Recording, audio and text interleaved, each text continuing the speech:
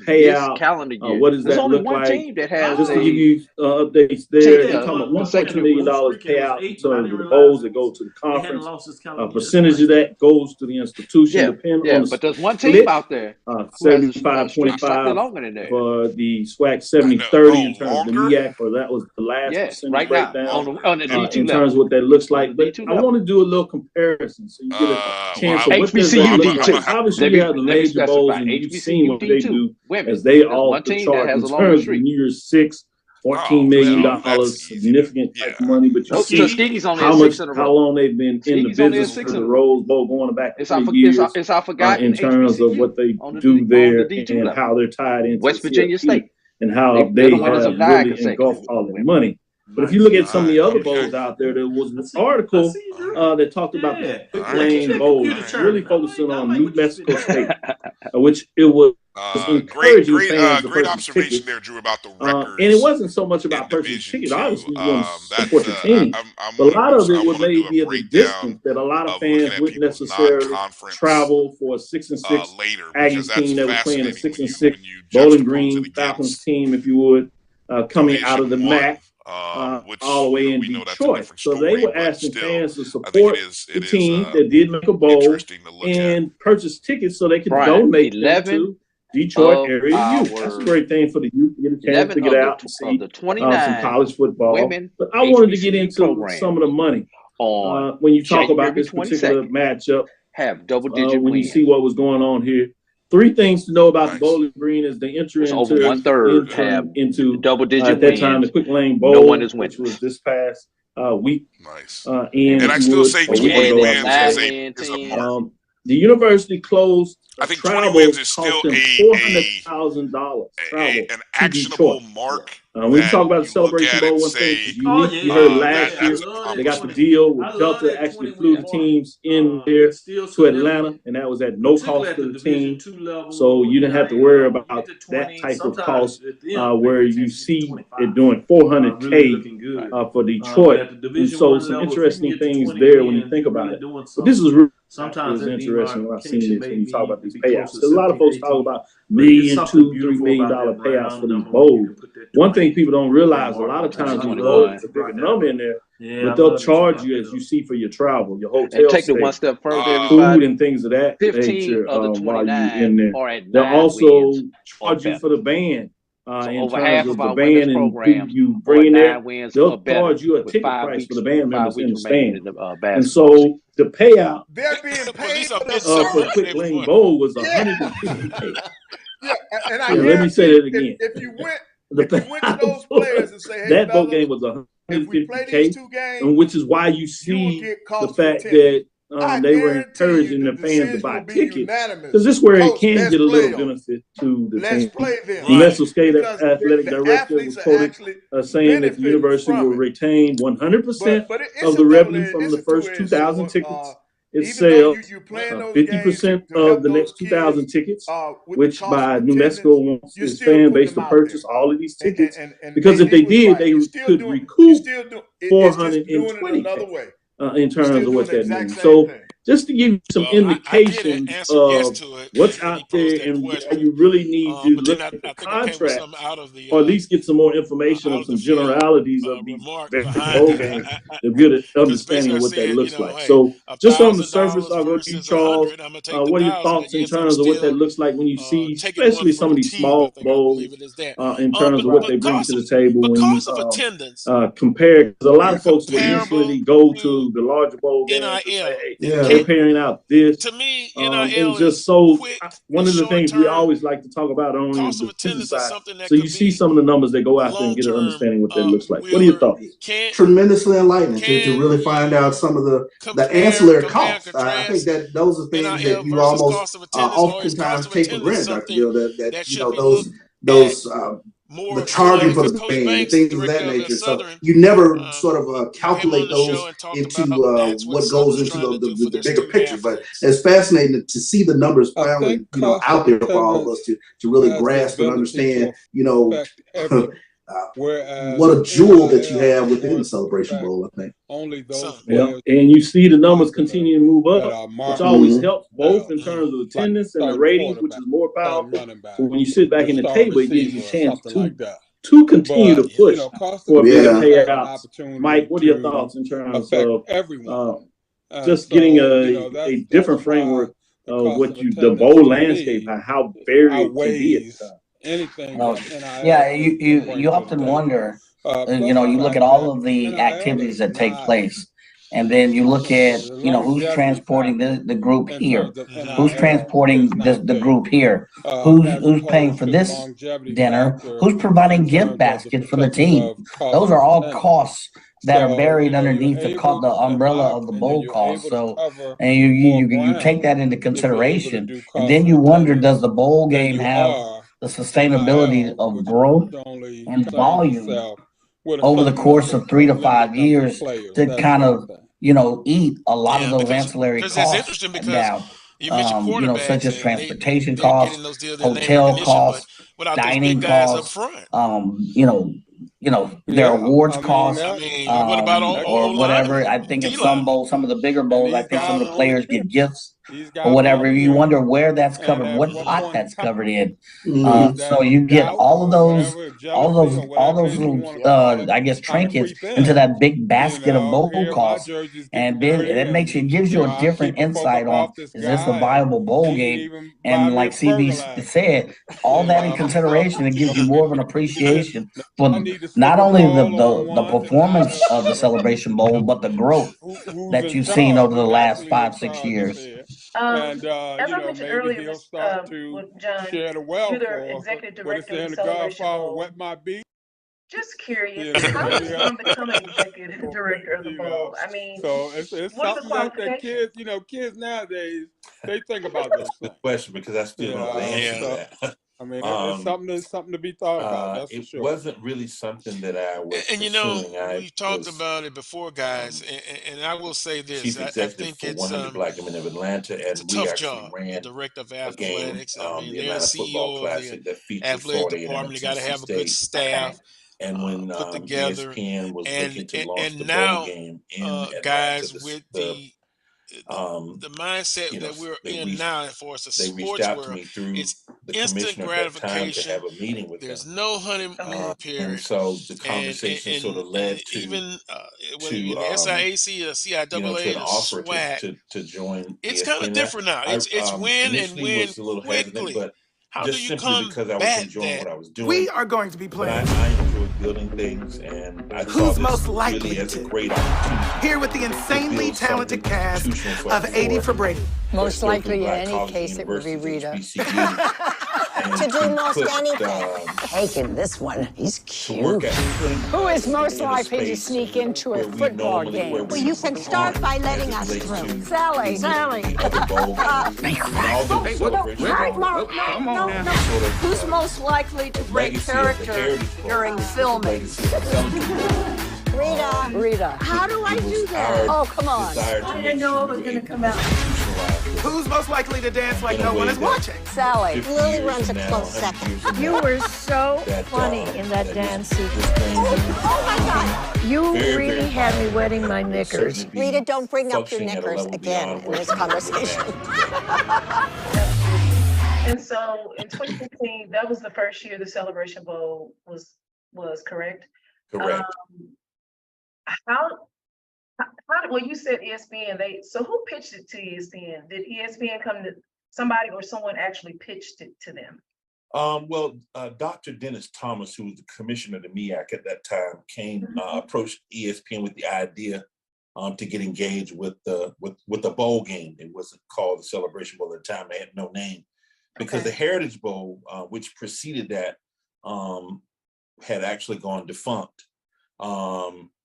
I think it was back in 1999, around that time, and so pitched the idea to ESPN, and it actually took 10 years after that for the MEAC chancellors and presidents to vote to approve giving up the automatic qualifier to go to the playoffs and actually go to the bowl game. So initially, again, it was his idea to pitch it to them, but as I tell people, there's a lot of great ideas out there that are in file cabinets and a lot, some in the trash heap, but because it takes three things to actually put something together. It takes an idea, then it takes someone to finance it, then it takes someone to build it. So it's a three-phase. So certainly applaud Dr. Thomas for the idea. And I applaud, ESPN stepping up and saying, hey, we had to finance this. And then, we were fortunate that we were able to come in with our team and actually build it. And so that's why we have what we have today. That's awesome. The first time that I actually came to the Celebration Bowl was in 2019, and she say sports was just taking off, and I was working with BJ Jones and Charles Bishop. They were showing me the ropes, and I was trying to get on Radio Row. I couldn't get there. Something was going on that they stopped it or whatever, but I was amazed at how it was just like, for us, I had never seen that before. And it was a beautiful thing. And you guys have done an amazing job, truly an amazing job. Absolutely. So John, how does the Celebration Bowl continue to stay nimble in the era of television market share and ever-changing landscape? Simply put, how do fans define what is the growth of the Celebration Bowl? That's a very good question. I like to, I always begin with the end in mind when I'm looking at anything. And the ultimate goal for us was to build a Super Bowl, to build our Super Bowl.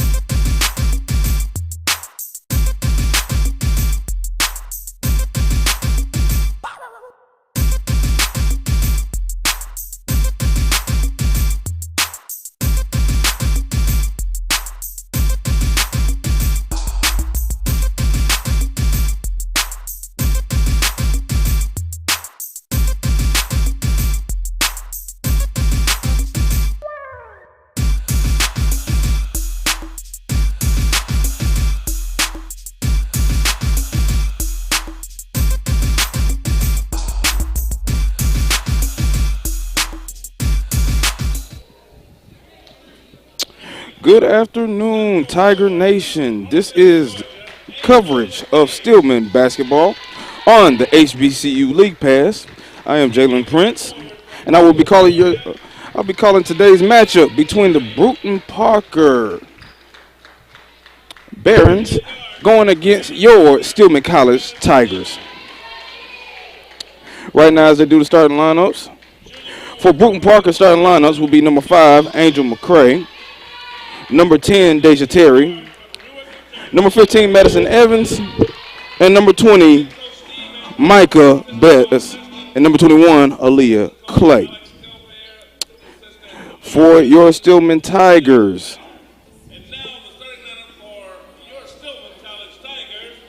everybody come on. You got Jordan Moody, the 5'1" junior out of Columbus, Georgia. Jamisha King, number 5, senior out of Panama City, Florida. You got the senior guard, Lanasia Warner, out of Columbus, Georgia. Amir Strong, the senior out of Starkville, Mississippi, just off of Highway 82. And then you got number 34, junior out of Huntsville, Alabama, Farrah Pearson. Expecting to be a good turnout this afternoon. Hope everybody's having a great day. Stillman is coached in the 6th season by Coach Dunk. For Brewton-Parker, they are led by Coach Steve Edwards.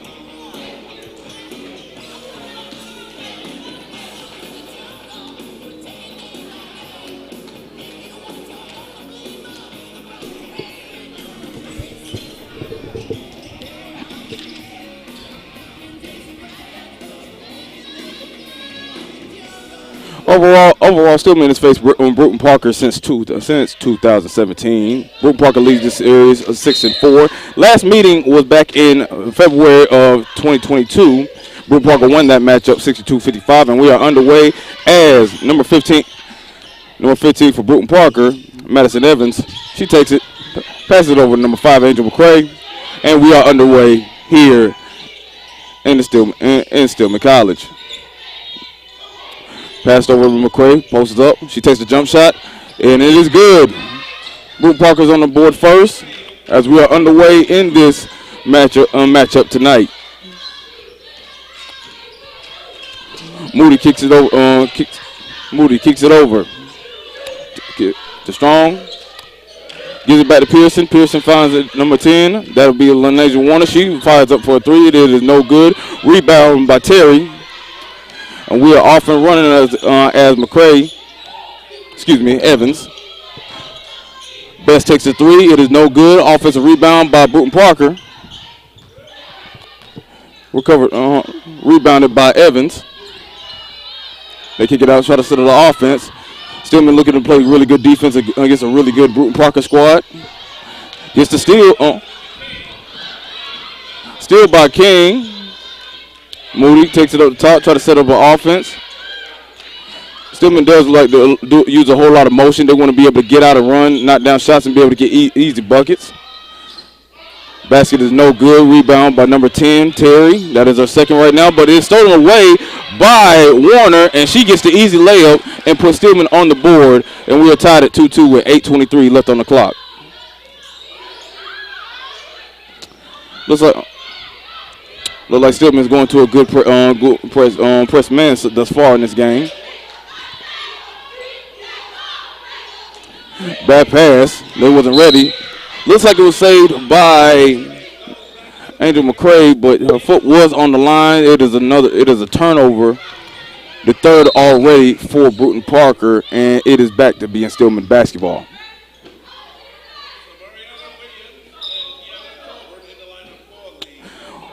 Once again, Coach Dunk is going into his 6th season. Has had a lot of success with the Tigers thus far this year.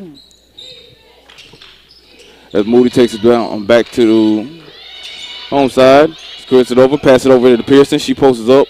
Shot is way off left. Rebound by number 3, Williams. Samiriana Williams gives it over to number 21, Aaliyah Clay.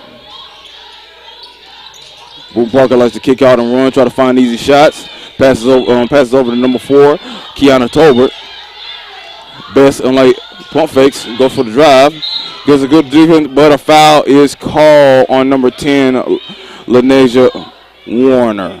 That would be the first foul of this game.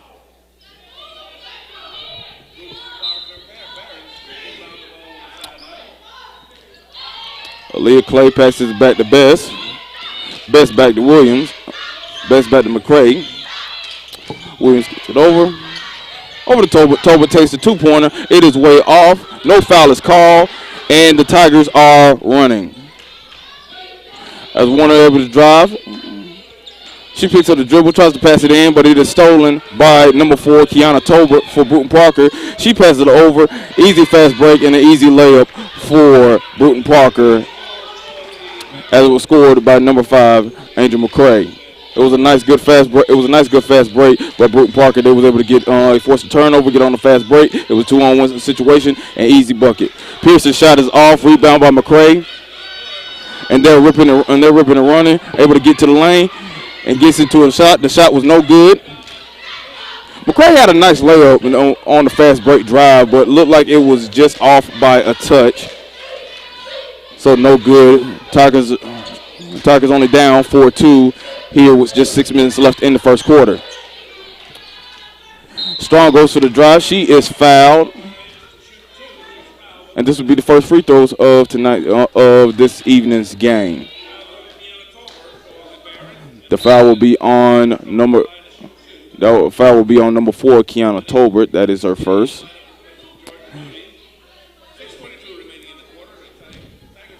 With 6:22 left in the first quarter, we're getting our first free throws. This is by Miss Amaria Strong. Strong is a senior out of Starkville, Mississippi. Look like she got a nice supporting cast over there behind the bench of the Stillman Tigers. She goes 1 for 2 on the free throw line. Rebounded is by Bess. She kicks it over to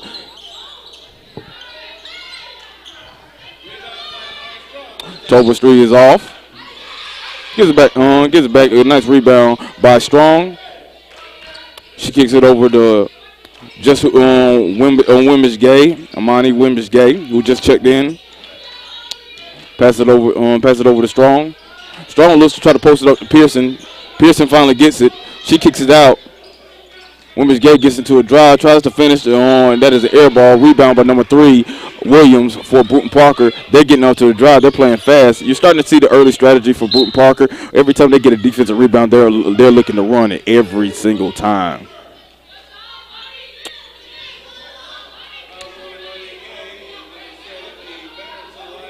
Foul. That foul is called on Amani Wimbish Gay. And this will be Brewton-Parker's first shots on the free throw line.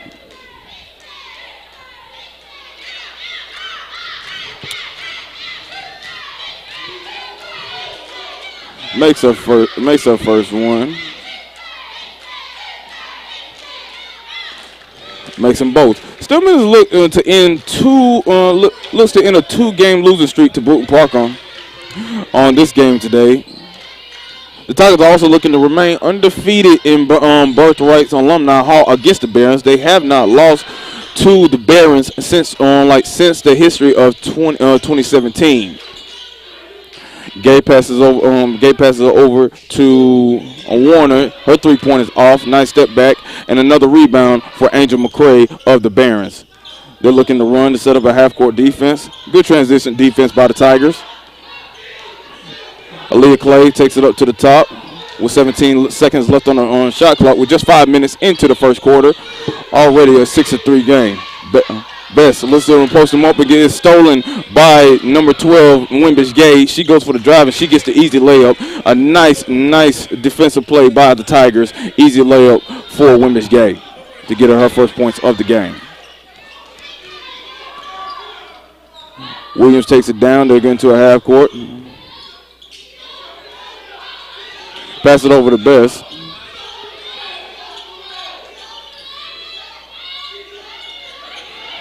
McCray, I'm sorry.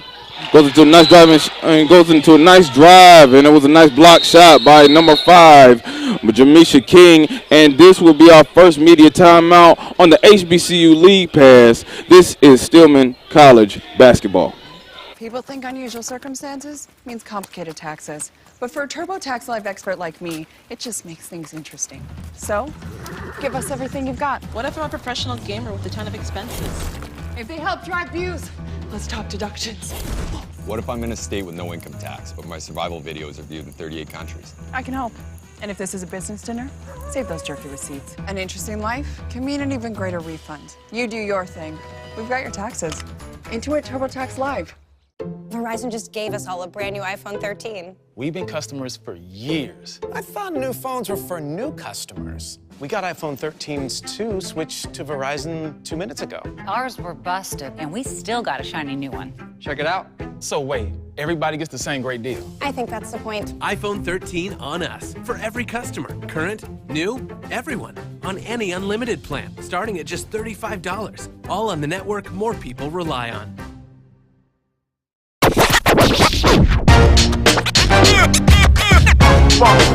It's like a loot machine. All around town, people trying to get down.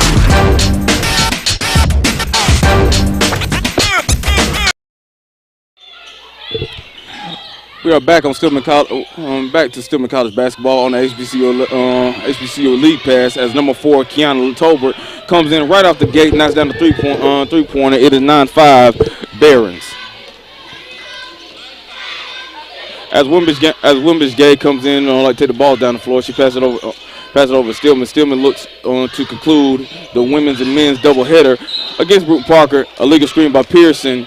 Just her feet was not set. Wimbish Gay went way too fast for Pearson to get set, and that will be Pearson's first foul and another turnover for the Stillman Tigers.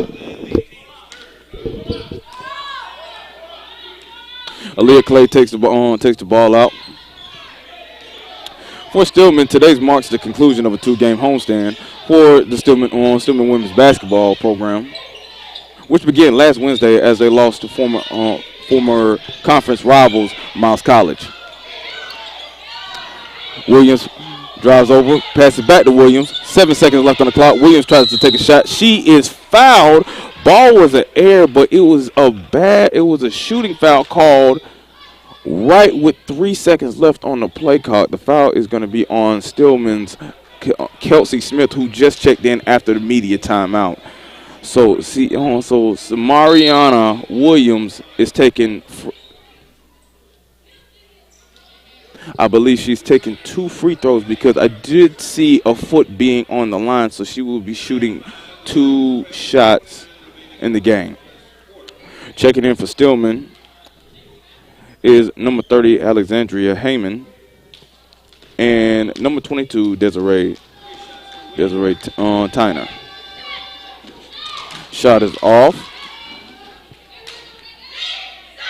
Samariana is from the 912 area. She's 5'3", senior out of Savannah, Georgia, coming out of College of Coastal Georgia. She goes 1 for 2. And according to the referees, apparently she got fouled on the 3-point line. I'm sorry. I thought I saw a foot on the line. I mean, she wearing the nice Jordans today. I'm pretty sure I saw one of the Jordans that was on the free throw line. So she goes 2 for 3 from the free throw line. Checking back into the game is number 13 for Stillman. That will be Maria Strong. She checks in for number 5. She checks in for number 5 for Stillman. Jamisha King. Already some trouble handling the ball for Stillman right now. A lot of loose balls. Not a lot of turnovers, but credit Brewton-Parker right now for playing really good defense. Strong gets it over. 5 seconds left on the clock. They're looking to try to get a shot. Strong goes up to the basket. She is fouled with just 1 second left on the play clock. And the foul looks to be called on number 4 for the Barons, Kiana Tolbert. That is her second, and she is coming out for this game as Coach Edwards is pulling her out right now. Checking in for the Barons is number 10, Deja Terry.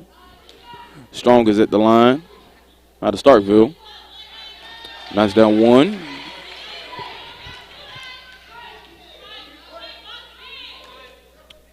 Stillman comes into this game with a 12-8 overall record at 4-6 in the conference. She goes 2 for 2. Again, Stillman comes into this game 12-8 overall. They are 4-6 in the region. Brewton-Parker's coming in 16-5, 8-4 in their conference as well. McCray goes in for the drives. She goes at the lane. She is fouled by Strong, and she's going to the line to shoot for 2. McCray was going on for a post high situation where she was posted up at the elbow. She got a nice good first step. She got a nice good quick first step over to the basket. Maria Strong had her hands up. She was staying still, but if you're going to take a charge, you are going to need to fall. She did not. Thus McCray is going to be at the line shooting 2. Made the first one. With 2:43 left in the first quarter, the Barons are lead by 5.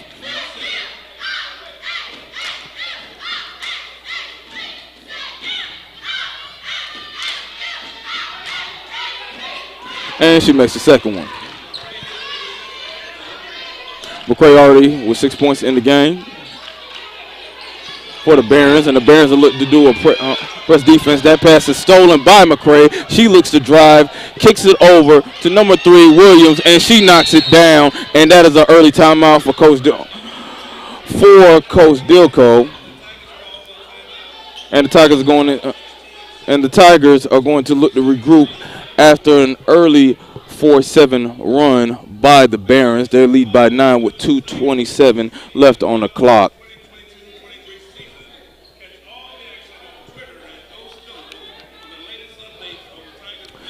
It was a nice, good press. It was a nice, good press by the Bears. They were able to force a lot of pressure at the end. Stillman only had two guards left back there, making it difficult where Wimbish Gay had to force up a pass, and McCray was able to steal it and kicks it over to Williams, and she was wide open for the corner three. Thus, we get a 9-point lead for the Barons. Stillman looks to maintain their 7th place ranking nationally ahead in the NAIA, which is the highest in program history.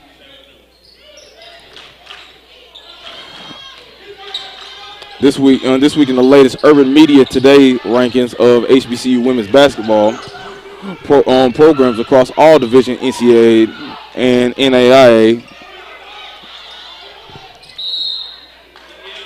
released on Sunday. Additionally, Stillman took 8th place ahead of former SIAC foes Miles College and Lane College in the mid-major division of the season's first rankings released by the HBCU Pro Sports Media Association this week.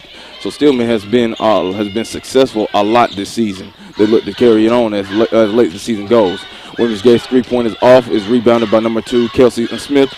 Offensive rebounder reset the clock with 16 seconds left in the globe. Only 2 minutes left in the first quarter.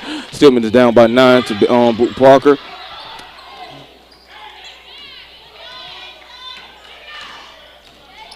Shot is off by Warner.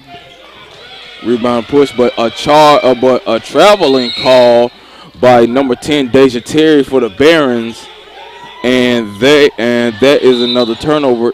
So with 147 seconds left on the clock, as Moody returns back into the game for Kelsey Smith. Warner looks to drive. And Brewton-Parker is going to stay in their zone press defense, able to get across this time. Pearson takes it up to the top, passes it over to Moody. They're looking to set up with 1:34 left on the clock.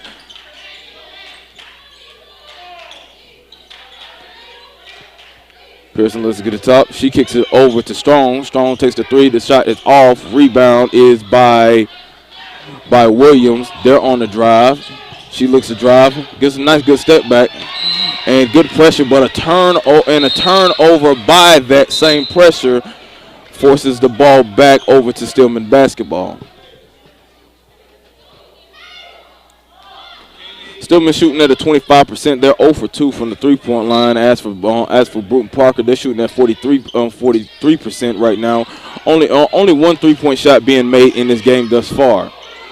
Stillman's able to beat the press, and it was just. Thought it was saved by Desiree Tyner, but it was not. Foot was on the line, and that's a turnover for Stillman already in this game. That is the 3rd turnover for the Tigers already with 1 minute left in the first quarter.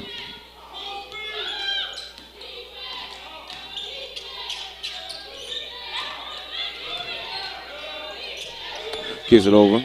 Number 5, my fault. Good pressure. Drives it in. Kicks it out to number 35. That's Chardell Jones. She drives up to the lane. And a charge is called on Jones. That is her first foul of the game. Looks like when she got it kicked out, she tried to drive, but Miss Pearson was able to take the charge. For the junior out of Huntsville was able to get the charge call and not get her second foul in the game. As Stillman gets rolling, Brewton-Parker is going to stay in their press defense. Only forced 1 turnover thus far.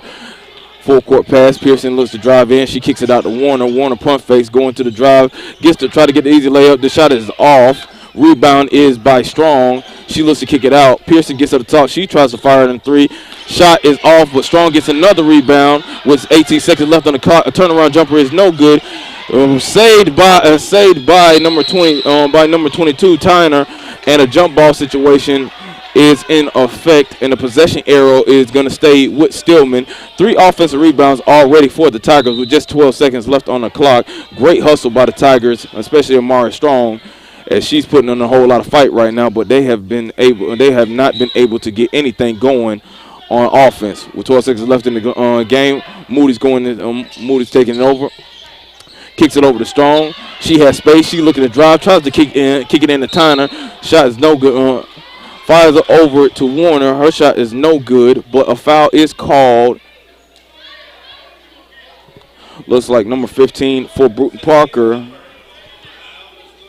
Madison Evans, she gets called for the blocking foul. Looked like she was trying to take a charge, but her feet were in the restricted area. 2 seconds left in the first quarter. Strong inbounds. Kicks it in Tyner. She fires it up. The shot is no good. Rebound by Bess, and that would be the end of the first quarter. A lot of action already. 16-7 for Brewton-Parker. This is Stillman College basketball on the HBCU League Pass. When you work in IT, complaints are part of the job. Bill says the coffee's weak today. But since CDW helped us switch to Mac, everyone's happier. Dan from finance likes getting performance without a big price tag. Phoebe digs the power of the Apple M1 chip. Mac is easy to manage, compatible with all our apps, and came pre-configured by CDW. Now we're even getting compliments. That was Bill again, says he loves his new Mac. He's right about the coffee. Hey, babe, meet us at the bottom of the trail. Oh, man. Hey. Open up. The redesigned Chevy Silverado with a sophisticated high-tech interior. Open the door. It's easy to forget it's a truck. Thanks. Nice truck. It was. Find new style. Find new roads. Chevrolet.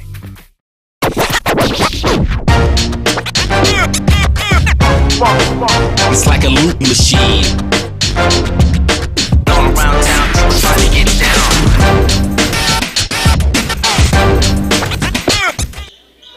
Welcome you back to Stillman College as the Tigers takes on Brewton-Parker Barons out of my area of Georgia, and we are underway into the second quarter as Brewton-Parker leads at 16-7 into the second quarter. An early foul call is called by Lanasia Warner. That would be her.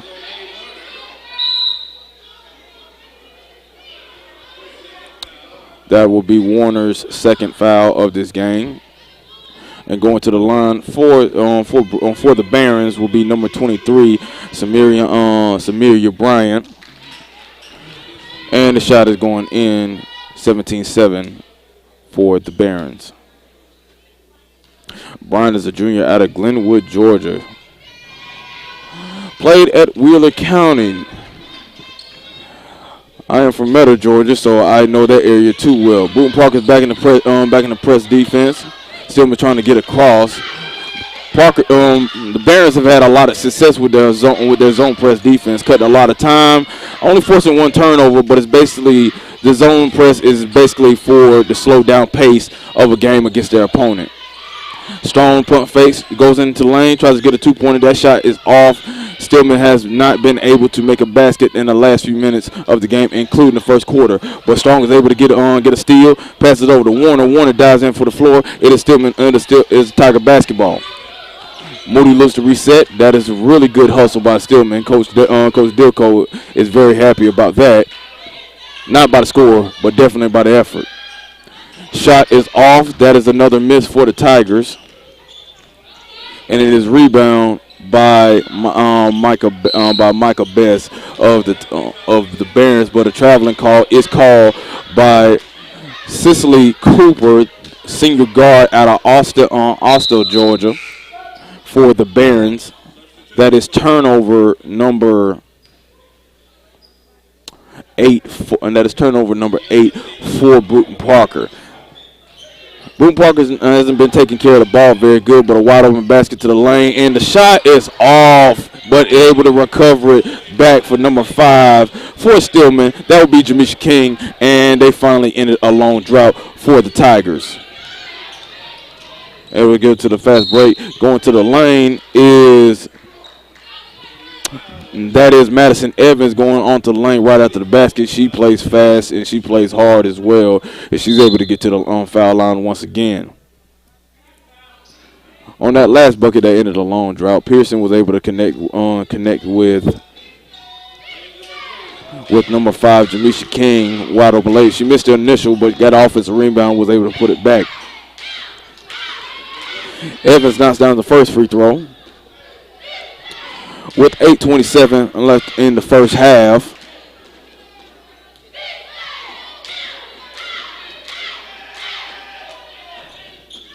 And goes for 2 for 2.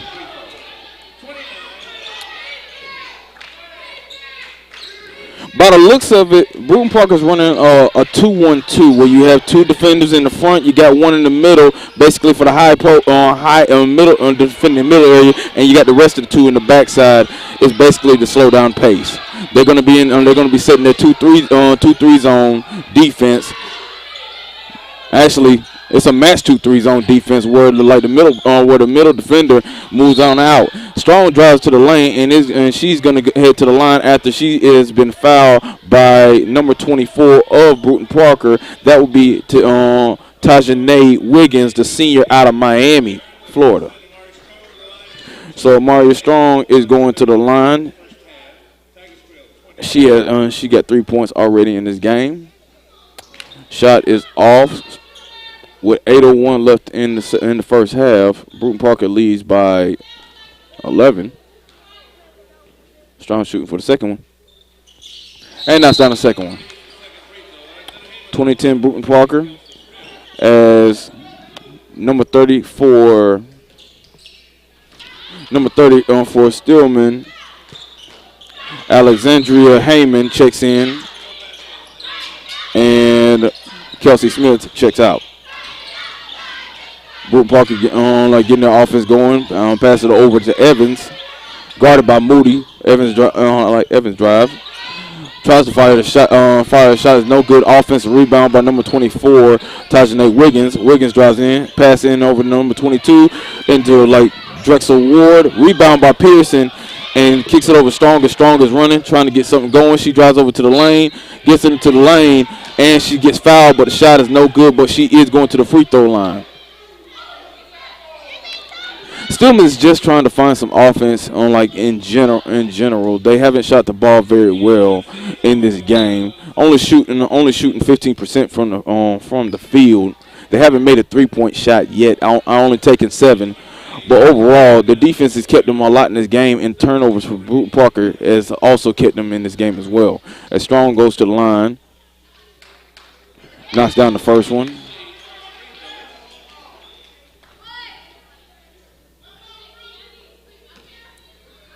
The senior guard out of Starkville, Mississippi, just off of Highway 82. Makes both free throws, cutting their deficit down to just 8 with 7:24 left in the game. For Brewton-Parker, Samariana Williams checks back in. Alongside Chardell Jones for the Barons as well.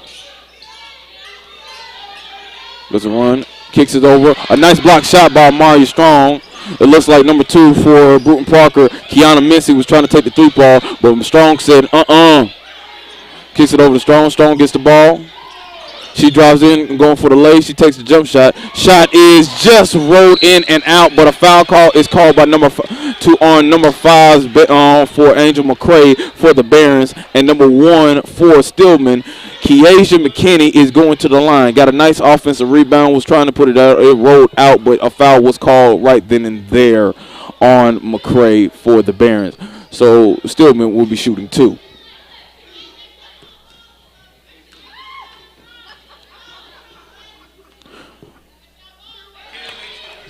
McKinney makes the first free throw.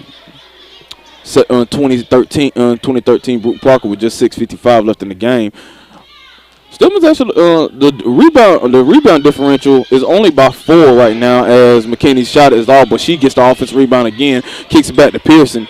So another offensive rebound for Stillman. Number 30 takes it. Number 30, that would be Heyman. She on her shot is just off, and the rebound is to Brewton-Parker. Shot is off. Strong looks to turn around, and she gets fouled by number 15, Madison Evans, for Brewton-Parker. Tries to take a charge on a fast break, but referees in any level of basketball barely makes those calls in those situations.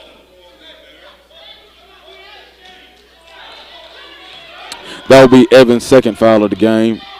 Looking to stay in as Women's Gay checks in. Strong takes a three. Shot is off. Stillman has not made a three-point shot yet in this first half with 6:20 left in the game. Clay takes it over, kicks it over, and Angel McCray kicks it over back to Clay. Clay drives. Foot is on the line. That is another turnover for Brewton-Parker. That is their 9th of the game. So good defense by Stillman, but they're still down by 7. They're looking to turn things around, hopefully be able to get their offense going because the defense has been there, but the offense has not woken up just yet. Women's Gay looks to drive, tries to kick it over. Looks like Brewton-Parker got out of the zone and into the man defense.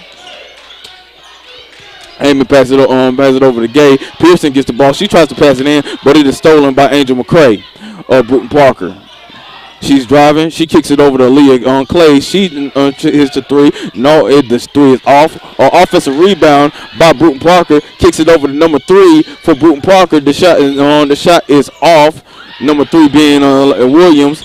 Rebound is by Heyman. Heyman passes it over to Pierce, and Pierce is taking the ball down the lane. This to set up the offense with just 5:19 left in the first half.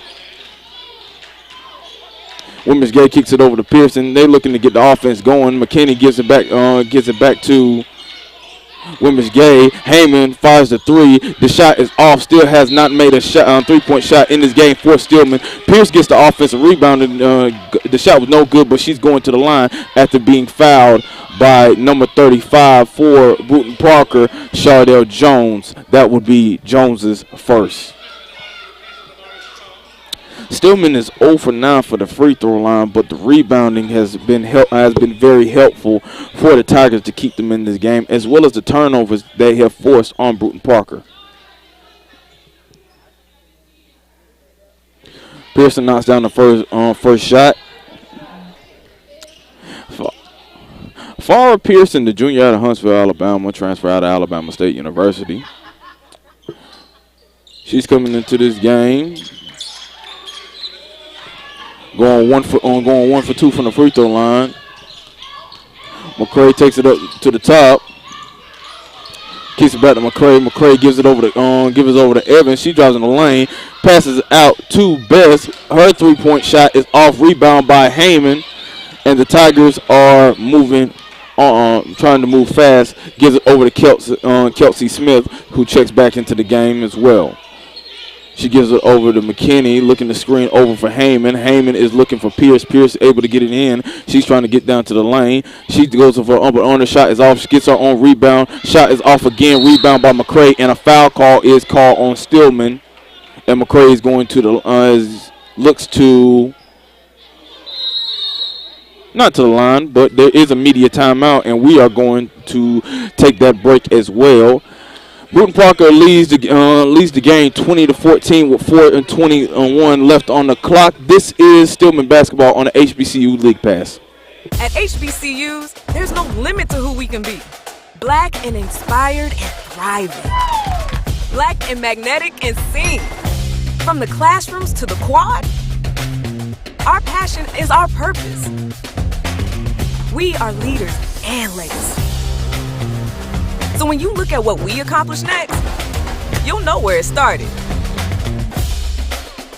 For who you are and who you want to be, we're here. I'm a millionaire. I'm not a millionaire. I'm a millionaire. I'm not a millionaire. Crypto is complicated, but as a tax expert with crypto experience, you can hand your taxes off to me. You do your thing, we've got your taxes. Intuit, TurboTax Live. Pizza Hut stuffed crust is the crust that made crust good. Topped and stuffed with over a half pound of cheese. What are you so afraid of? Loving it? Original stuffed crust, just $12.99. Only from Pizza Hut. No one out Pizza Hut.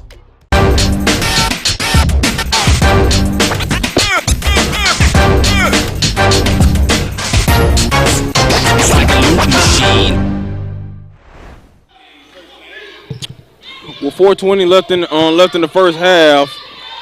Brewton-Parker leads the game 20-14 as they look to set back on offense.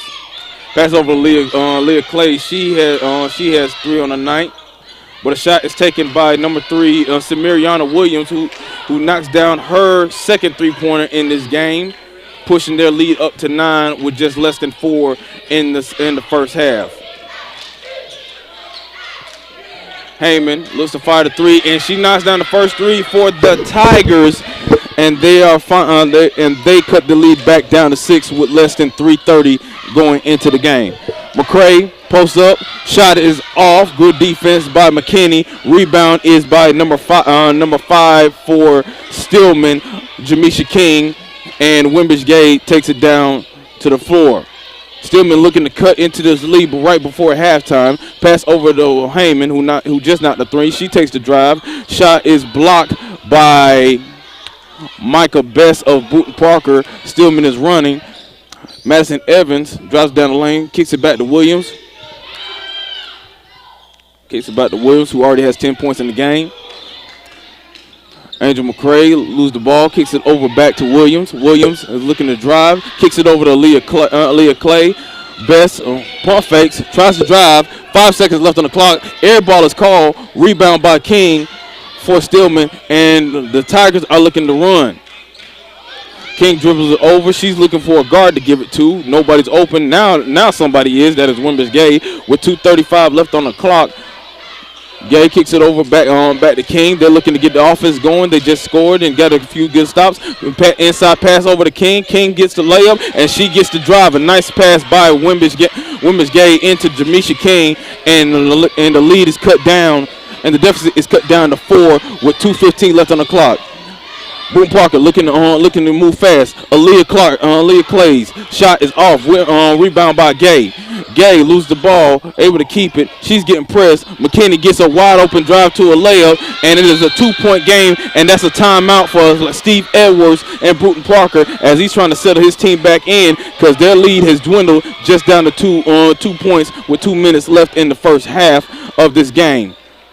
Great fight and great showing, great effort by the Stillman College. They were down as most as 9 in the first half, and the offense seems to finally hit its stride. They're making shots, they're making easy layups. They finally made a 3-point shot, and that was by. And the 3-point shot was hit by Alexandria Heyman. That was the first 3-pointer of the game, and offense seems to get going. The defense has been there in this game.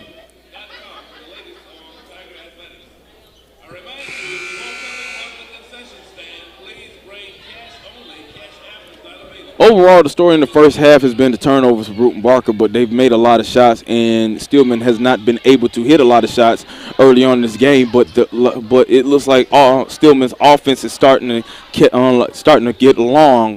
move along in this game as they're able to They're able to cut down Brewton-Parker's hot shooting because early on in the game they were shooting at 42. Now it's down to 31, and Stillman's finally able to get some shots going as we resume play with just less than 2 minutes. Stillman going from a man defense to a 2-3 zone, trying to add some pressure, and the pressure worked as Wimbish Gay is able to get to a steal. That's the 12th turnover for Brewton-Parker. Gay's looking to set the offense going with less than 1:40 left in the first half. Gay passes it over to King. King to McKinney. Wimbish Gay back over to Strong. Over the top, she leads the Tigers in scoring with 10 points, and a foul is called on Aaliyah Clay of Brewton-Parker. That is Clay's first foul of the game, and Kiesha McKinney is going to the line. She already has 3 in this game. Has the chance to tie it up with 1:25 left in the first half. First shot is good. McKinney already has 4 points in this game already. Second shot for the tie. And we are tied with 1:25 left in the first half. Stillman is finding their stride. Momentum has shifted over to the home team. Brewton-Parker looking to take the lead. Back. And you're starting to see Stillman crowd starting to get into the game. Williams going for the three, and that is butter right there for Brewton-Parker's Samariana Williams. She has 13 points in the first half. That is her third three in this ball game. Gabe moves it over, pass it on. Pump fakes, pass it over, and pass is overthrown. She tries to give it to Kelsey Smith, and the pass was just too high for Smith. That is a turnover. That is a turnover on Stillman. Back to Brewton-Parker. Wonderful corner shot by Samariana Williams. She has 13 points already in this game as she dribbles over, tries to kill some clock with less than 43 seconds left in the first half. Looks for a double screen on Williams. Williams look to drive. She tries to pass it inside to Madison Evans. The pass is bobbled, stolen by Gay. That is the 13th turnover in the game for Brewton-Parker. Pass over to Strong. Strong looks to get the shot. Shot is no good, but rebound is by Jamisha King, but she fell and is called for a travel on Stillman. That is Stillman's 7th turnover of the game, and with 21 seconds left to go, the Barons have a chance to take the final shot of the first half. 26-23 is the matchup. Brewton-Parker is leading. Madison Evans looking at the killing clock with 8 seconds left. Evans looking for number 24 for Brewton-Parker. She drives into the lane. Shot is no good, and that would end the first half of this matchup. Very highly entertaining game. Very competitive game on both sides for Brewton-Parker and Stillman. Brewton-Parker leads this matchup right now 26-23. At halftime, leading scorers for Brewton-Parker is Samariana Williams. She has 13 points. Knocks down 3 threes for the Tigers. They are led by Amaria Strong, who has 6 points in this game. We are going to halftime right now. This is Stillman College basketball on HBCU League Pass. They're being paid for the money. Yeah. And I guarantee you, if you went to those players and say, hey, fellas, if we play these 2 games, you will get lost for 10.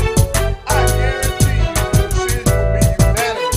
Coach, let's play it. Let's play it. I'm always curious because when the athletes are actually work in sports. benefiting I from always it. want to know, how did your love for But sports it's a begin? it's a two-edged sword. That is even a though you're fantastic playing question. those games to help those kids, I'm not with the sure how I cost can of attendance, pinpoint when you still put them out there. the bug bit me. And AD But was I right. always talk about in our house it's just growing doing it up, there was another way. always a black and You're white still doing the picture of my exact same mom's thing. basketball team. Well, And so I did grew up answer yes knowing to that it when she you started posed as a that question. freshman.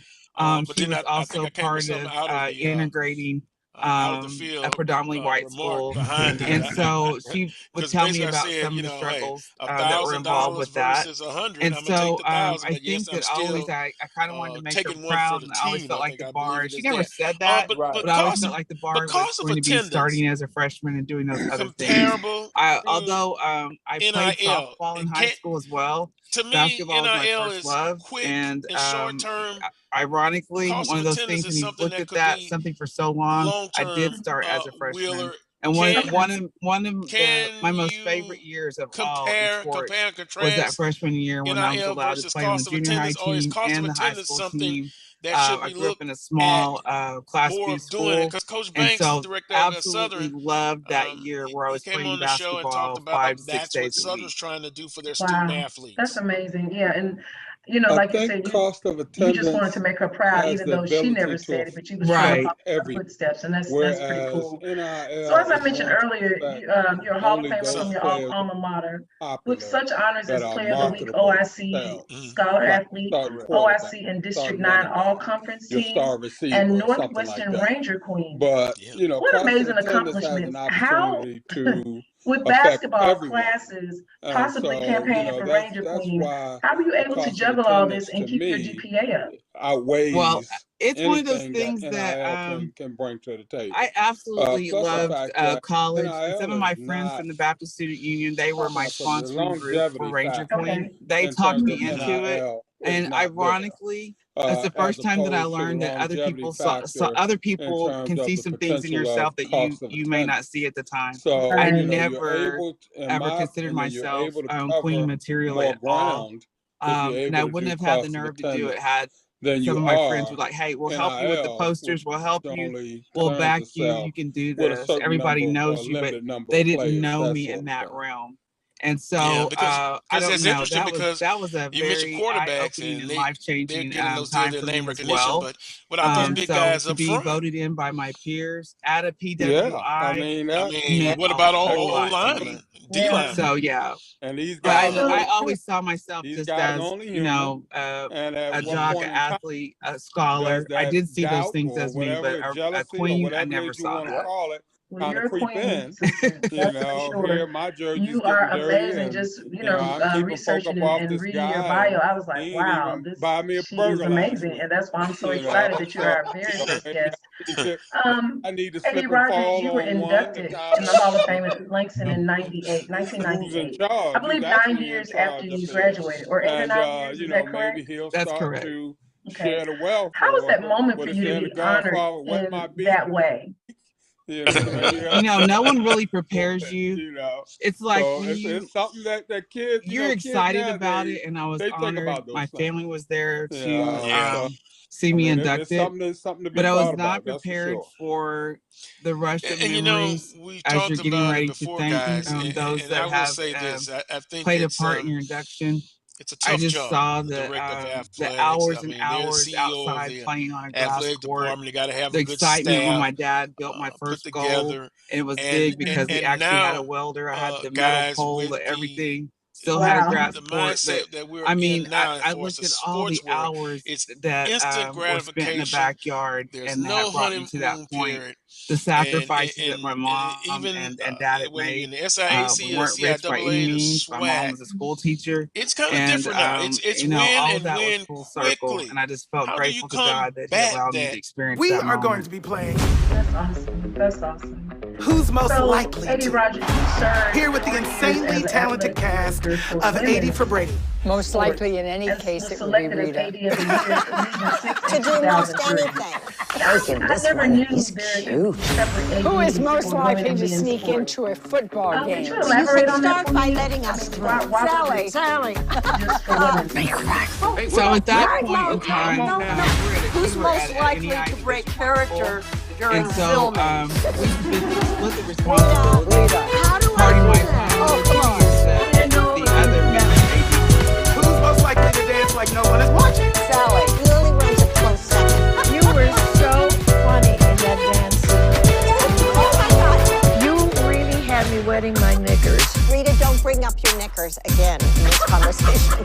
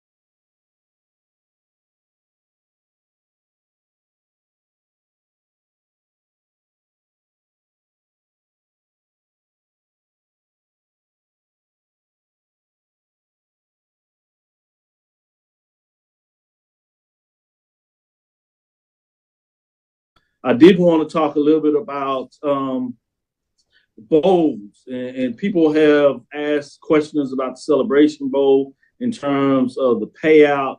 What does that look like? Just to give you, I did want to talk a little bit about bowls. As I mentioned earlier, John,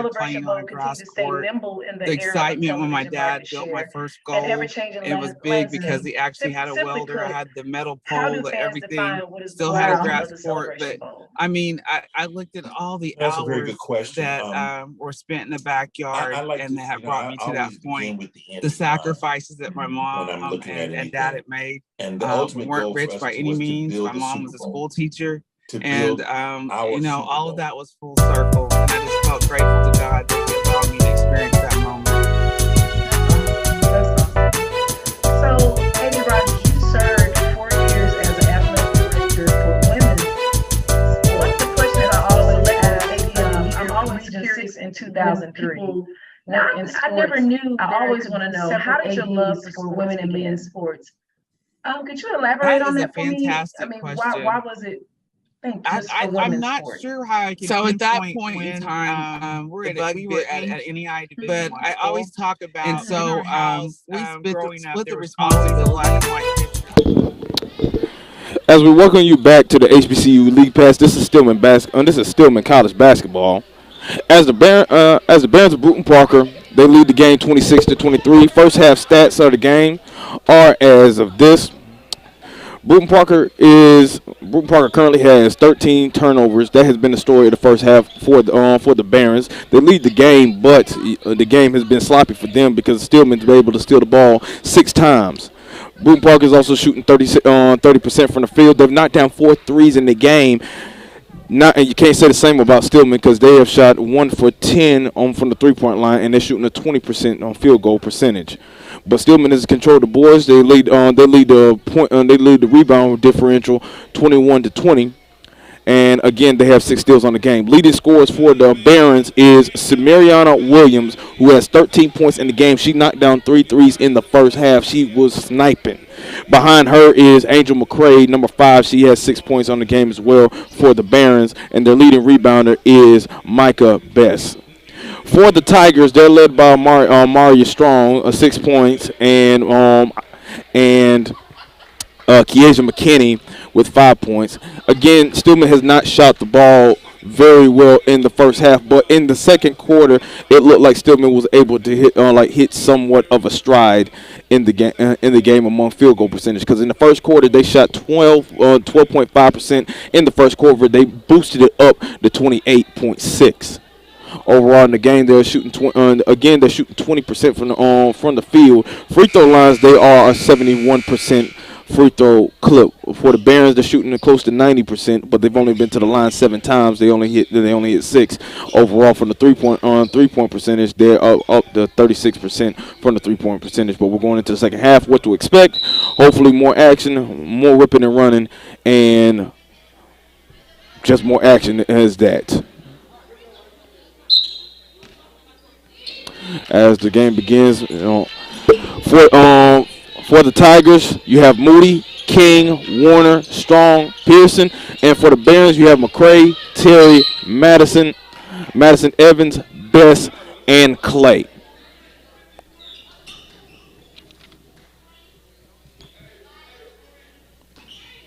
Foul was called on Best. That is her second of the game. Moody inbounds. Warner looks to drive. Shot is off, but it was deflected. It looked like it was defended by Madison Evans. Strong looks to inbound. She's the leading scorer for the Tigers right now with 6 points. Kicks it over to Warner. About 15 seconds left over. Try to force it inside over to Pearson. Pearson's pass is deflected and stolen by Best. Best is running, and the Barons are looking to run as well.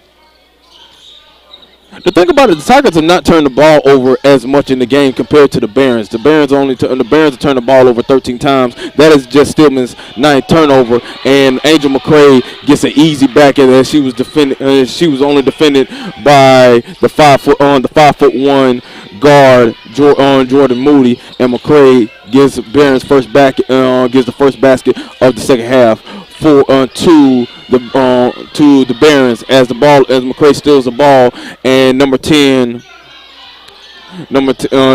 for Brewton-Parker, that's Deja Terry. Her layup was off, but it was rebounded by McCray and back to Terry again. So a lot of turnovers are piling up for the Tigers and good defense for the Barons. Terry's shot is off and rebounded by Jamisha King for Stillman. Stillman's just trying to find offense. They had a slow start the first half. They're looking to get off to a fast start in the second in the second half. Pearson shot it off, was rebounded by King, but it was stolen by Madison, by Aaliyah Clay, excuse me.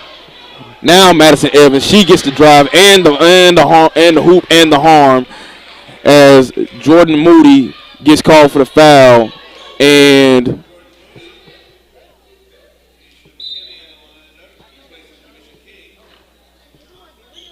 Madison Evans is the one who got fouled, but looks like she got hit in the eye. And going over to the sideline with Coach Steve Evans, trying to figure out what all is going on. So there's a bit of a pause in the game. Brewton-Parker look like she got hit in the eye, maybe contacts or something like that. Don't want to speculate. Brewton-Parker leads this game 30-23.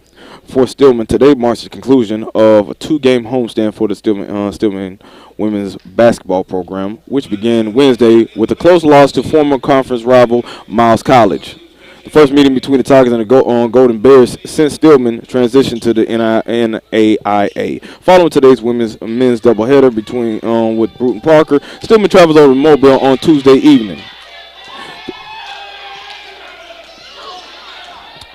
Another offensive rebound from the Barons after the missed shot by Evans. Terry tries to take the shot, but she took too many steps before taking the shot, and that is the 14th turnover for the Barons. With 8:12 left in the game, Brewton-Parker leads by 7 in this game. Moody drives it over. Stillman looking to get their first basket of the second half.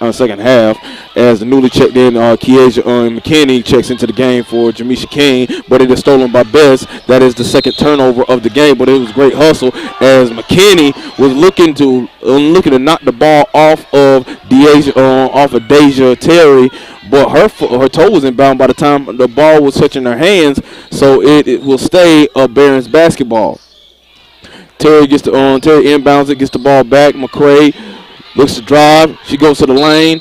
Foul is called, and it is an offensive foul called on Angel McCray. That is McCray's second foul of the game, and the charge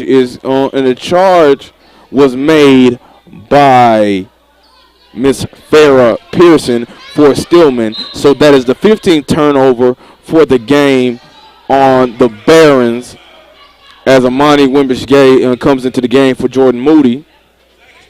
Wimbish-Gay had a nice first half as she knocked down 2 points, but really got a lot of things going for her on the defensive end, as she was able to chalk down some steals. Strong goes in, but just another mental mistake by Stillman as another turnover happens. That's 3 already in the second half. For the Tigers, they only had 6 turnovers in the first half. Taking care of the ball was an emphasis for Coach Dilko. Not so far in the second half has been able to work. Pass inside the Best, blocked by Pearson, and rebound by Pearson as well. Pearson gives it over to Gay. Gay looks to set up the offense. Stillman has been doing a good job on defense. They've forced a lot of stops, and already Brewton-Parker's only shooting 32%. Strong gets the nice mid-range jumper. She's the leading scorer. That's the first bucket for the Tigers. Big bucket for that one to be able to end this drought and try to get off to a hot start. Strong has 8 points in the game already. Stillman gets into a 2-3 zone. 3-point shot is off on Clay. Rebound by Pearson. Pearson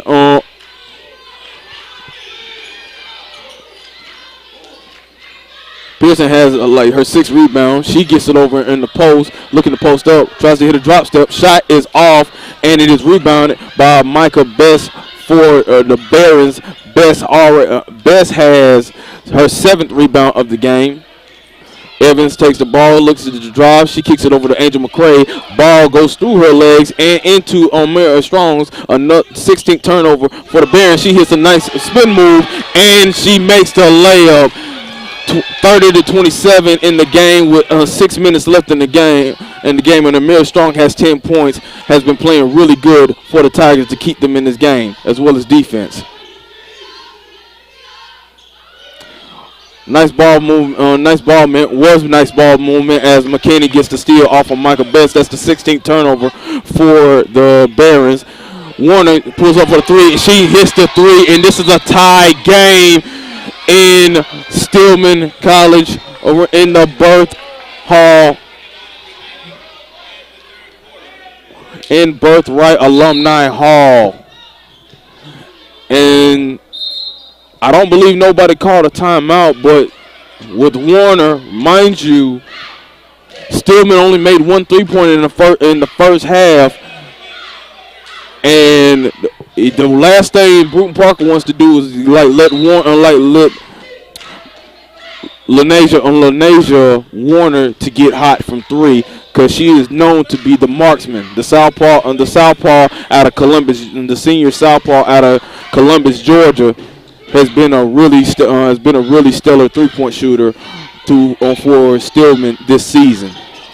We got a tie game with 5:30 left in the third quarter. Stillman back in the zone defense. Pearson out of the game and was entered in for number 30. Entered in the game for number 32, Corin Millerton. She checks in. Shot is off by Williams, who has 13. Gets off to a fast break, but Wimbish Gay overthrows Millerton, and that is the 9th turnover for Stillman. That's been the story of the game, folks. Stillman plays good defense, but like they turn the ball over, or Brewton-Parker plays good defense and they turn the ball over.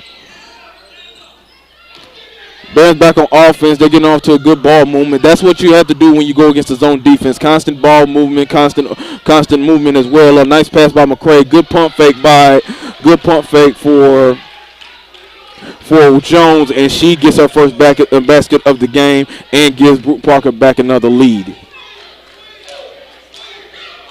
McCray was able to get the ball into the high post, and she was able to find Jones wide open on the basket, get a nice pump fake, pass over to Warner. She pump fakes, gives it back to Millerton, and Millerton gets a nice layup. We are tied again.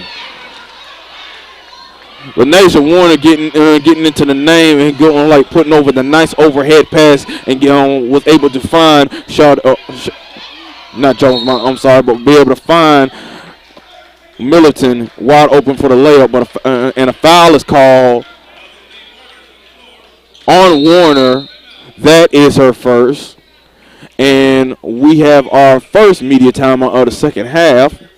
With 4:12 left in the third quarter, we have a tight ball game. It is tied up 32 on both sides. This is Stillman College basketball on the HBCU League Pass. I'm a millionaire. I'm not a millionaire. I'm a millionaire. I'm not a millionaire. Crypto is complicated, but as a tax expert with crypto experience, you can hand your taxes off to me. You do your thing. We've got your taxes. Intuit. TurboTax Live. T. Madden and Associates is a sophisticated and experienced law firm located in your neighborhood. We're turning injury to cash. T. Madden and Associates obtained almost $2 million for my injury. They turned my injury to cash. Now, we can't guarantee how much your injury is worth, but we've recovered millions for our clients. Call T. Madden and Associates at 833-PAID-123. That's 833-PAID-123. Pizza Hut stuffed crust is the crust that made crust good. Topped and stuffed with over a half pound of cheese. What are you so afraid of? Loving it? Original stuffed crust, just $12.99. Only from Pizza Hut. No one out-pizzas the Hut. With 4:12 left in the game, we have a top ball game in Birthright Alumni Hall. Stillman against Brewton-Parker. Brewton-Parker right now into the game is number four, Kiana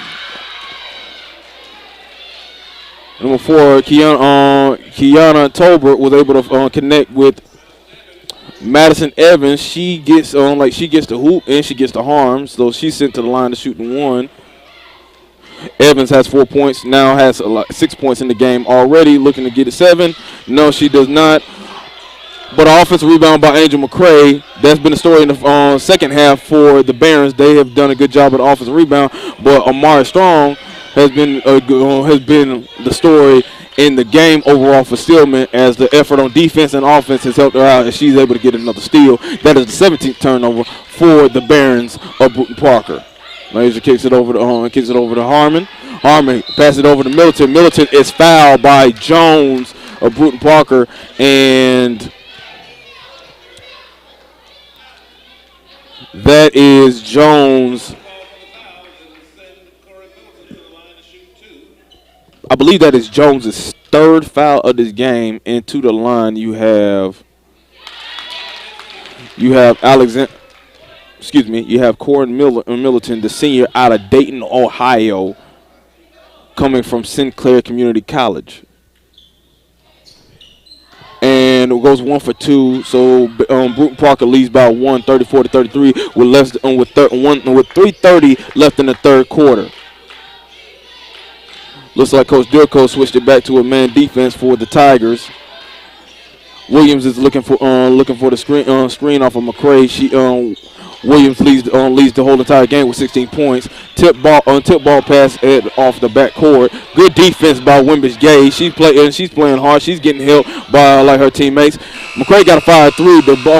The ball doesn't hit nothing but air, and that is a shot clock violation. That is the 18th turnover on Brewton-Parker. As Wimbish Gay dribbles the ball back, the Tigers are looking to take their first lead of the game. Wimbish dribbles it left, kicks it over to Alexandria Heyman. Strong kicks it over to Leandra Warner, and she knocks down the three-pointer to give Stillman their first lead in this game, 36-34, with 2:34 left in this game. Warner, that's her second three-pointer in the game. She didn't make none in the first half, and already Stillman has more three-pointers in this half than they did in the first half, which is only one. Kiana Talbot drives in the lane, and she gets fouled by, looks like to be Amaria Strong. That's only Strong's second foul of the game.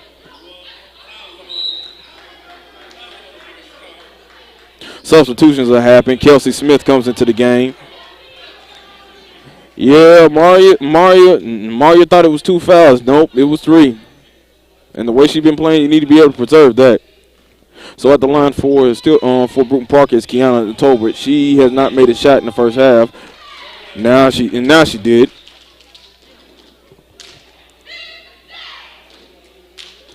Tolbert is a junior, 5'8" junior out of Orlando, Florida, coming from Florida Memorial University. And she ties the game up, going 2 for 2 from the free throw line at 36 with 2:20 left in the first half. Wimbish Gay dribbles it down. Stillman basketball. They're looking to retake the lead again. For Stillman right now, it is Smith, Warner, Wimbish Gay. Warner fires the 3. Shot is no good. Rebound by McCray, and McCray gives it over to Clay. They're looking to run. Best dribbles it over. McCray gets the ball back to Best. Best takes the 3, and it is clean as a whistle. Knocks it down. Brewton-Parker retakes the lead up by 3 with less than 2 minutes left in the game. Wimbish Gay looks to drive it on herself. Gets a good lay. Shot is off. Rebound by Williams. They're looking to push the ball and slips and fall, but recovered by McCray. Clay gets the ball and back to Williams. Looking to set up offense. Best looking to take another 3, and that is back-to-back 3s, and she's starting to cook. Didn't make a single shot in the first half. She already got 6 points already. And Brewton-Parker leads by 6 with less than 2 minutes. And Coach Dilko, he had to call a timeout because Best knocked down 2 in a row. Went from being a tie game to a 6-point game. That's how fast they can move. Looks like a 30-second timeout. But already just a tremendous run for Brewton-Parker, knocking down 6 straight points in just under a minute and a half. Both shots have been 3-point shots by by Micah Best. Both coaches are looking to get a win off this one, because the next few games for Stillman, after today, they're heading to Mobile to face off the University of Mobile. Then going into February, they will be back home against Middle Georgia State. Then they got to head to Atlanta to face Life University, and then they'll be home against the number 10th ranked Loyola University. As for Brewton-Parker, after they leave Tuscaloosa, they're heading back home in Mount Vernon to face Talladega College. Then they're heading to Cochran, Georgia, to face off against Middle Georgia State University, and then they will be home again against Life University. So quite a few games left for both sides as the season remains, especially going into February of 2023. Another storyline is Stillman's also looking to give Brewton-Parker their first loss in 2023. Brewton-Parker has played 7 games since the new year started, and they have won all 7. And by the last 7, only 3 games have been in single digits for them. A turnover by Farrah Pearsons. That is the 10th turnover on Stillman thus far, as Brewton-Parker leads the game by 6 with 1 minute and 3 seconds left in the third quarter. Pearson, who just checked in the game, right now on the court for the Tigers, you have Smith, Warner, Wimbish-Gay, Pearson, and King. Excuse me. You have Moody, Warner, Smith, King, and Pearson. For Brewton-Parker, you have Clay, McCray, Tolbert, and Tolbert's shot is off, but a rebound is by number 23 for Brewton-Parker, Samaria Bryant, but her shot is off, and it is rebounded by Pearson. That is her 8th of the game. King takes it up to the top. She looks to give it to Smith with 15 seconds left on the clock to go in the third quarter. King takes the 3-point shot, and she hits it. Big time shot to cut the deficit down to 3 with 5 seconds left on the clock to go in the third quarter. Bryant looking to force a heave. It almost went in, bounce off the rim, and we have a 3-point game going into the fourth quarter. Brewton-Parker leads 42-39, and this is Stillman basketball on the HBCU League Pass. People think unusual circumstances means complicated taxes. But for a TurboTax Live expert like me, it just makes things interesting. So, give us everything you've got. What if I'm a professional gamer with a ton of expenses? If they help drive views, let's talk deductions. What if I'm in a state with no income tax, but my survival videos are viewed in 38 countries? I can help. And if this is a business dinner, save those jerky receipts. An interesting life can mean an even greater refund. You do your thing. We've got your taxes. Intuit TurboTax Live. Verizon just gave us all a brand new iPhone 13. We've been customers for years. I thought new phones were for new customers. We got iPhone 13s too, switched to Verizon 2 minutes ago. Ours were busted, and we still got a shiny new one. Check it out. So wait, everybody gets the same great deal. I think that's the point. iPhone 13 on us. For every customer. Current, new, everyone. On any unlimited plan. Starting at just $35. All on the network more people rely on.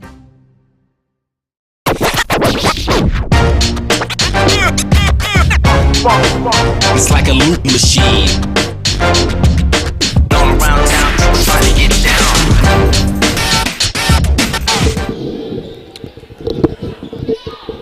Into the fourth quarter, Brewton-Parker leads the game on 42-39 over the Stillman Tigers as we are underway in the fourth quarter.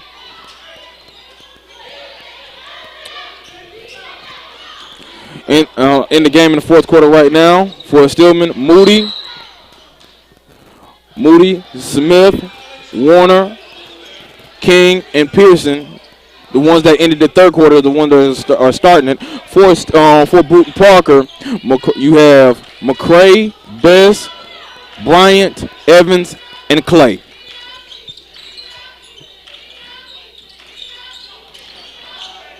Stolen passes by McCray, and a blocking foul is called on Moody. Moody has 3 fouls in the game already. She hasn't seen a whole lot of time in this game, based off of both fouls and just the level of positive play that Amani Wimbish-Gay has had at the point guard position. But don't get me wrong, she's 5'1", but she's a tough 5'1". Pass over to Bryant to the top. Stillman staying in the zone type defense. Brewton-Parker's moving the ball around. Best is at the high key. Her shot is off, and looks like the ball was off the foot of Kelsey Smith, and it is staying Barron's basketball and Samiriana Williams checks into the game for Bryant.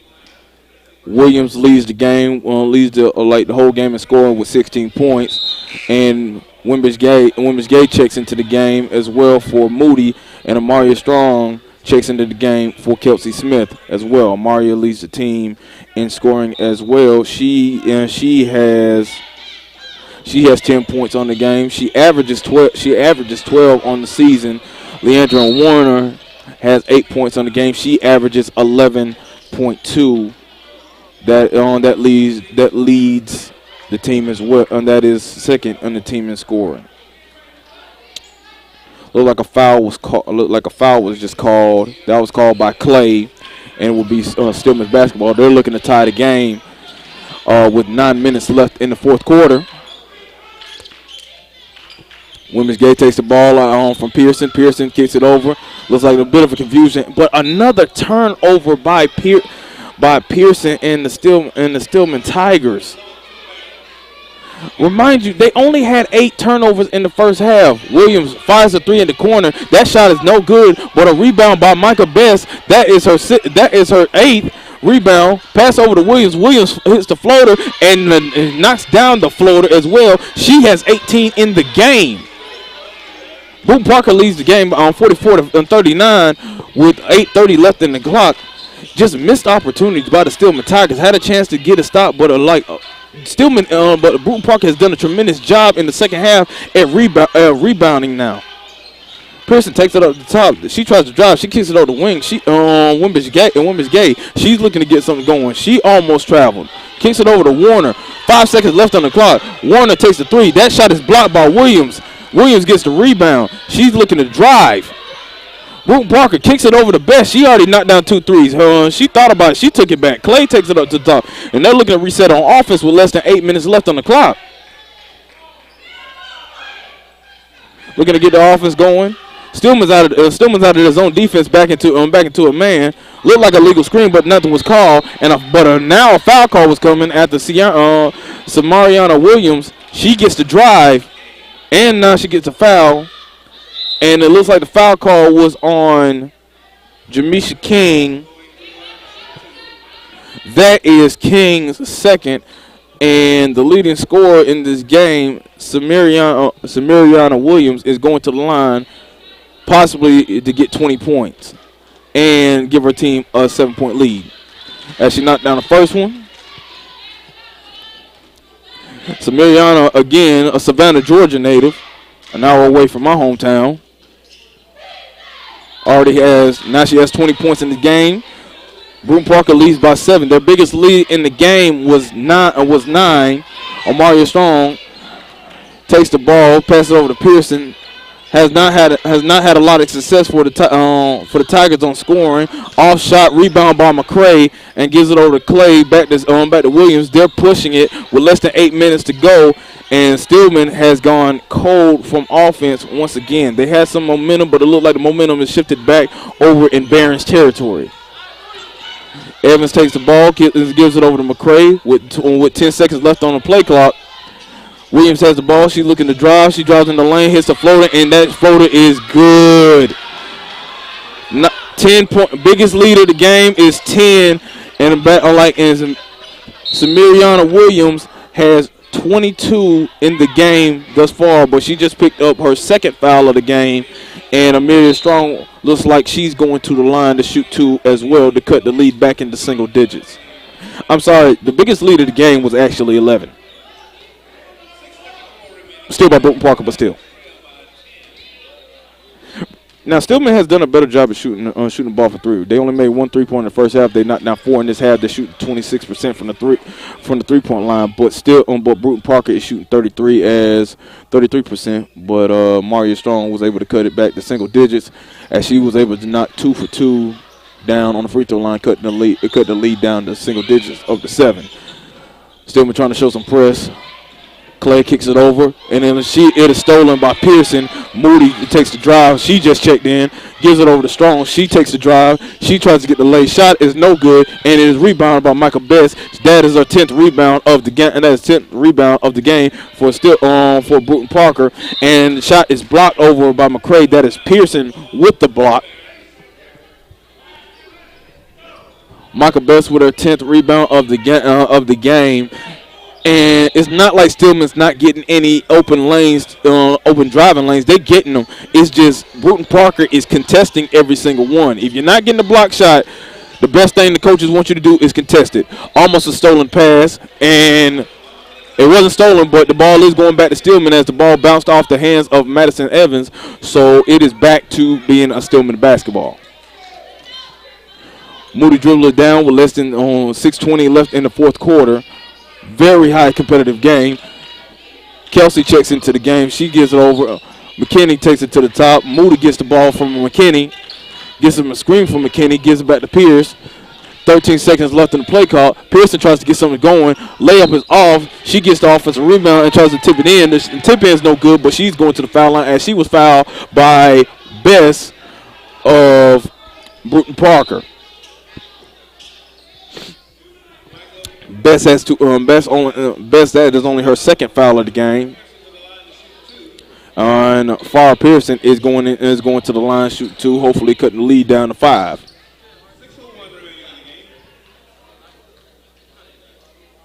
First shot is good.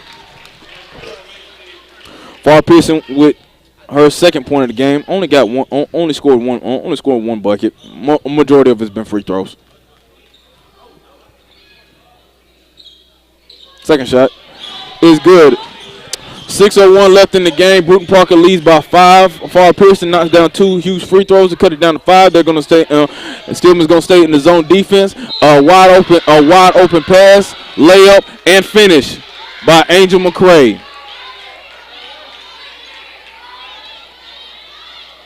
Foul was on McKinney. That is her first foul. Just some bad miscommunication by the Tigers, and it led to a costly and 1 finish for Angel McCray.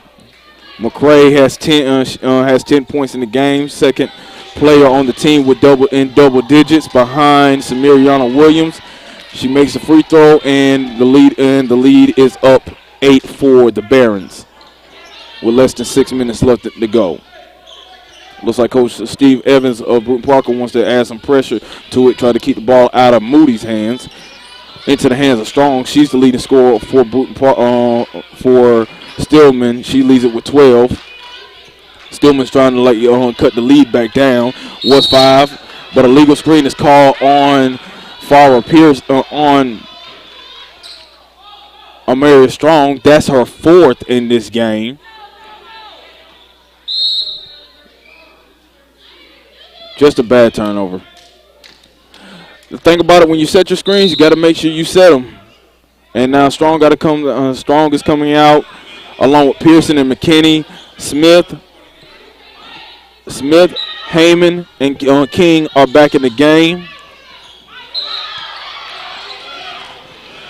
But Moody's able to force a turnover on Madison Evans. She steps onto the line, and it is Stillman basketball with 5:36 left on the clock. But they got a long way to go to try to get this lead back. Jamisha King is inbounding it. 5:36. She kicks it out to Heyman. Heyman lost control of it, and another turnover on Stillman. Turnovers back to back, just like they're giving donations left and right. Stillman in the press. Moody's guarding on Evans. Evans dribbling down. They're trying to double team her.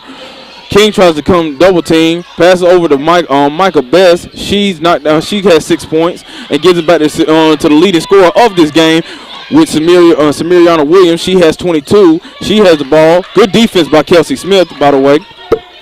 Evans looks to drive on Moody. Turns around, spins. Shot is no good. And the ball will stay with Brewton-Parker after the missed shot by Samiria Williams. With time running out, Stillman trying to do everything they can to make sure they can get stops, but they got to be on offense. They got to find a way to get the ball in the hole. Samiriana take it up, trying to kill as much clock as she possibly can, looking to get some offense, but a foul is called on Smith as she was able. She got a little bit too close to Williams, and that would be Kelsey Smith's second foul of the game, and that will take us into the media. Brewton-Parker leads 51-43 over the Stillman Tigers with less than 5 minutes into the game. This is Stillman College basketball on HBCU League Pass. At HBCUs, there's no limit to who we can be. Black and inspired and thriving. Black and magnetic and sing. From the classrooms to the quad, our passion is our purpose. We are leaders and legacy. So when you look at what we accomplish next, you'll know where it started. For who you are and who you want to be, we're here. I'm a millionaire. I'm not a millionaire. I'm a millionaire.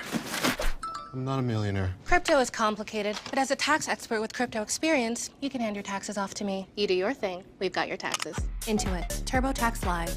Pizza Hut's stuffed crust is the crust that made crust good. Topped and stuffed with over a half-pound of cheese. What are you so afraid of? Loving it? Original stuffed crust, just $12.99. Only from Pizza Hut. No one out-pizzas the Hut.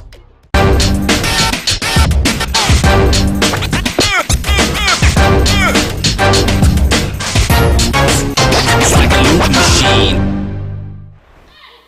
Welcome you back to Birthright Alumni Hall as Samiriana Williams knocks down her 23rd point off a free throw line as she was fouled by number 2 of Stillman College, Kelsey Smith, and looking to push the lead back to double digits, and she did. Samiriana Williams with 24 points, only in the with 4:50 left in the fourth quarter.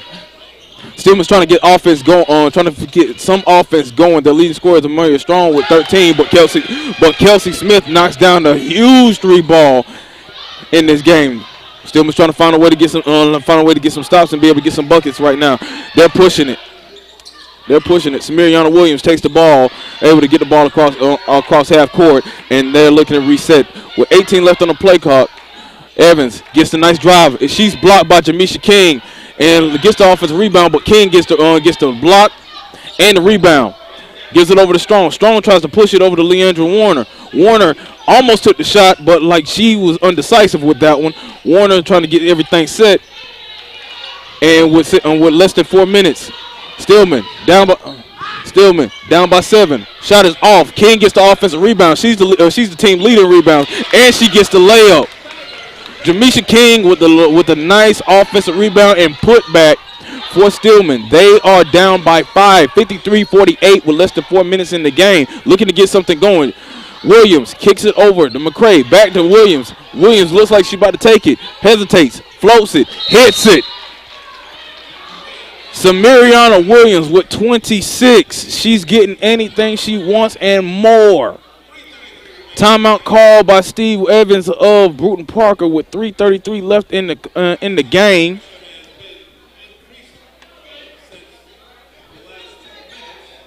The story in the game is the story in the game for Stillman right now is in the first half they was able to generate some stops, but they weren't able to make shots. Now they're making shots, but they're not able to get some stops because Brewton-Parker is leaning on their star player, Samiriana Williams. She has 24 points in this game right now. She's knocked down 3 threes in the first half. She hasn't hit one yet. She hit one in the second half, but she's been able to get everything she wants from the free throw line, from her float game, and she's only standing at 5'3", but she's playing like a dog every which way. with 3:33 left in the fourth quarter. Stillman is rolling with Moody, Smith, King, Moody, Smith, Warner, Pearson checks into the game, and Heyman, who's knocked down a three-pointer for the Tigers as well. For Brewton-Parker, you have Williams, Best, Evans, McCray, and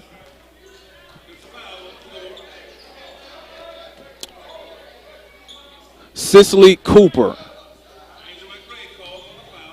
And McCray is called for a foul. That is her third on the game. She has 11 points to go along with 55 that Brewton-Parker's put up. Warner pump fakes. Her shot is short, and it is rebounded by Micah Best. She passes over to Evans. Best right now. That is her 10th rebound of the game. She leads the team in rebounds with less than 3 minutes left. Stillman's trying to generate a stop. McCray passes it over to Cooper. Cooper fires it. The shot is off. Rebound by Warner. She's trying to push it. She doesn't have numbers, but she's going to the rim as is. But she finds Heyman for the nice layup. Beautiful assist by Leandra Warner with the overhead pass. Was able to avoid getting called for a charge. Stillman trying to find a stop. They're trying to find answers on defense and answers on offense. Stillman back in the zone defense.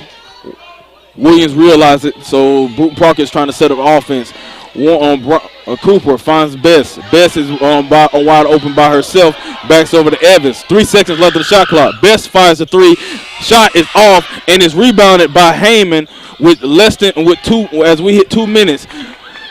55-50.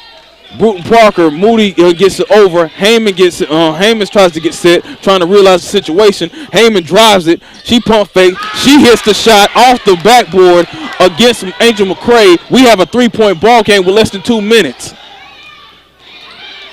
Stillman starting to get some momentum back on this game. Evans, she gets fouled by Smith. That would be Smith's third foul of the game. That is Stillman's 6th of the game. So we have a 1-1 situation in our hands as Jamisha King enters the game along with Amaria Strong. Strong who leads the team in scoring right now with 12 points, but she has 4 fouls on the game. So Coach Dilko is trying to be very cautious with the situation. As Evans missed the first free throw, we have at 1:41 left in the game. Brewton-Parker's in a bonus on the whole way. You're only down by 3 if you're Stillman. You don't want to force anything because you still have time, but you got to get stops. And Evans missed both free throws. We still have a 3-point game, and Jamisha King has her 10th rebound. She averages 11. Moody passes into Pearson. Pearson gets the lane, and she scores. We have a 1-point game with less than 1:30. Brewton-Parker led this game as much as 11 points, and Stillman has found a way to cut the deficit again down to 1 point. With 1:10 left in the game, Stillman fans are trying to energize and give this team energy. Tolbert gives it over to McCray. McCray kicks it over to Williams in the left corner. She hits it again. That is 5 3-pointers in this game.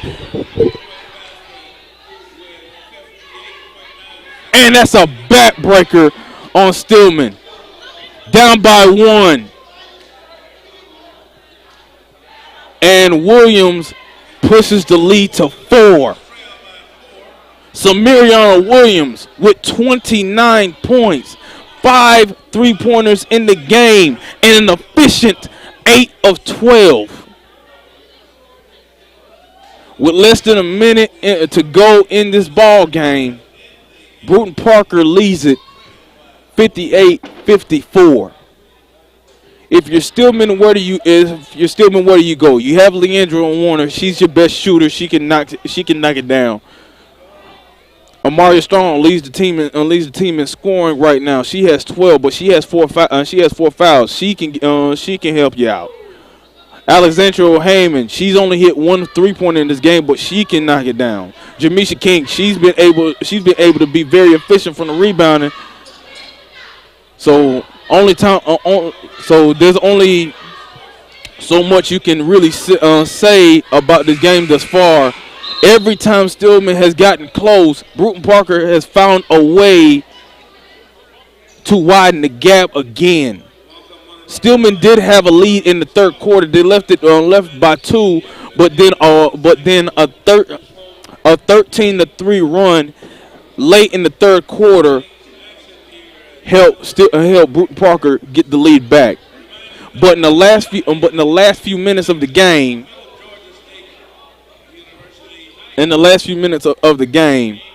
you had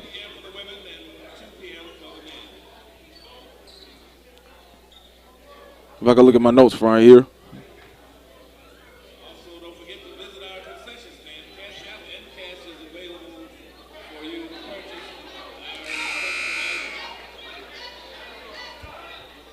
Stillman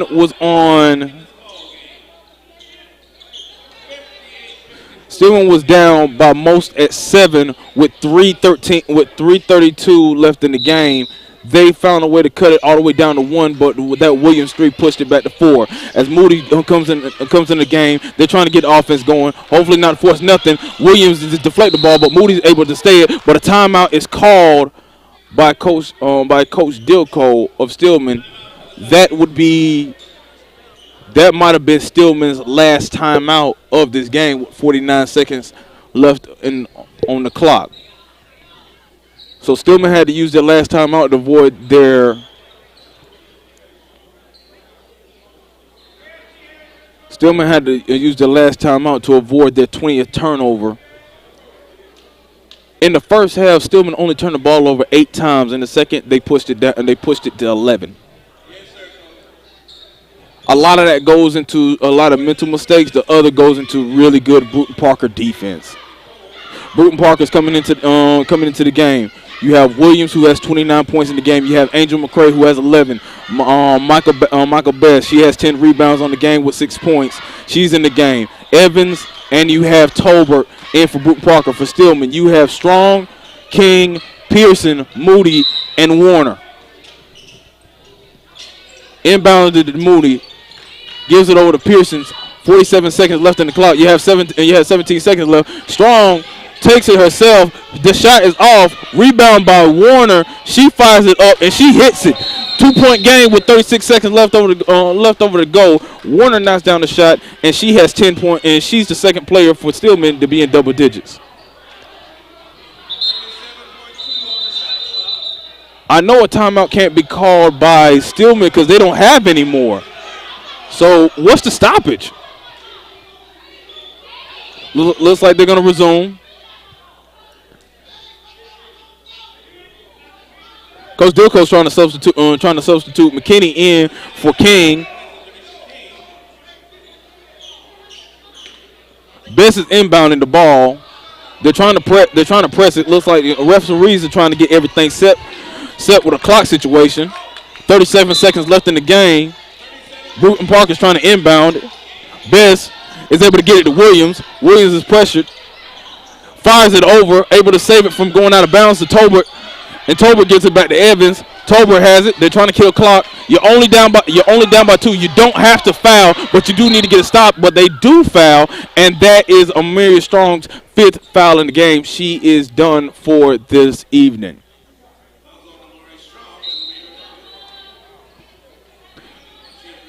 Kelsey Smith checks into the game for Amelia Strong. She finished the game 2 of 8 with 12 points, 4 rebounds, 1 assist, and you have Williams at the line. She missed the first shot, which means either way you have a 1-possession game. Williams knocks down the second one. She has 30. 23 seconds left on the clock. Kelsey comes in, looking to get something going. They need a 3 to tie it. Kelsey gives it over to McKinney. Kelsey gets it back. She has some space. Tries to feed it over to Moody. Moody gets it Moody gets to back it. She scores it, but they're only down by 1. Kelsey gets the stick. Kelsey gets the deflection, bounces out, but it stays Brewton-Parker. Great effort for the Tigers. Kelsey Smith tries to save it, but it is staying. But because she deflated, the ball went out off Stillman, and it stays Brewton-Parker with 9 seconds left in the game. Coach Steve Evans calls his final timeout to settle his team in to get everything playing. And then for college basketball for women's, ball does get advanced with a timeout.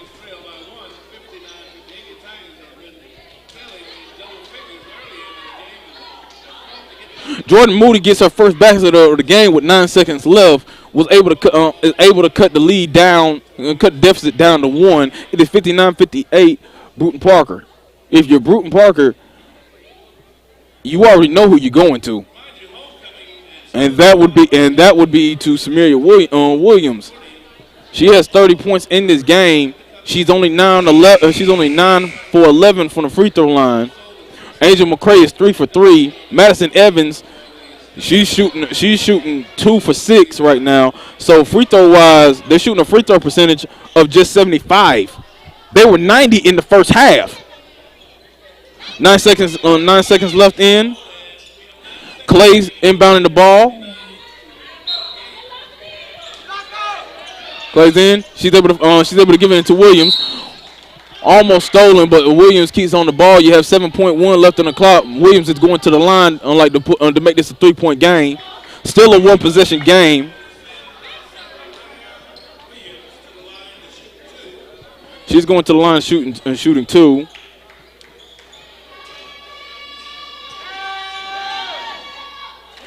Williams knocks down the first one. She has 31.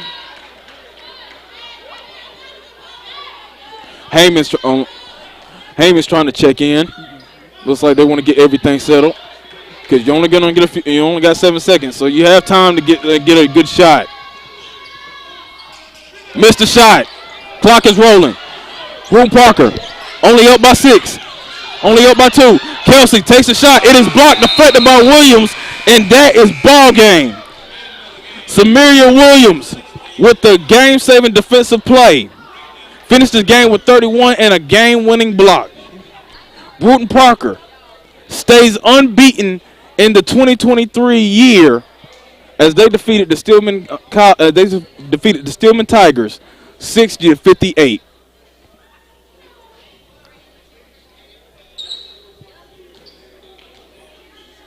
Tough, entertaining, hard-fought ball game on both sides.